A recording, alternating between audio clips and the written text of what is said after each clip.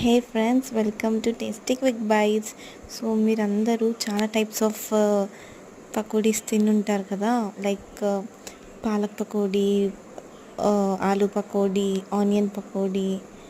So ఈరోజు మా mummy అయితే డిఫరెంట్ టైప్ ఆఫ్ పకోడీ చేసిందనమాట. అదేంటంటే బాటిల్ గార్డ్ పకోడీ, అంటే like which is also known as సొరకాయ పకోడీ అనమాట. సో నాకైతే తెలీదు ఇది ఇలా కూడా చేస్తారా, ఇలా కూడా తినచ్చా అని.